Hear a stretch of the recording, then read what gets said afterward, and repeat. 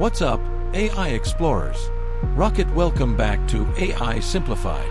Today, it's the ultimate showdown, Google Gemini versus ChatGPT. Which AI is smarter in 2025? Let's find out. Think all chatbots are the same? Nope. Gemini and ChatGPT are built very differently, and the winner depends on what you need. Gemini isn't just text. It handles images, audio, even video, all in one chat. ChatGPT, brilliant with text and code, but not as smooth with multimodal tasks. Gemini's deep think mode is built for logic, like research papers and data-heavy projects. But ChatGPT shines in creative writing and pro-level coding. Use Google tools.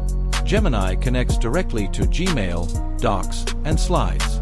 ChatGPT works with Microsoft Office and plugins, but Gemini feels more natural in Google's world. Scale matters. Gemini can process 1.5K pages at once, huge projects. ChatGPT handles up to 128K tokens, perfect for focused tasks. Both cost $20 a month.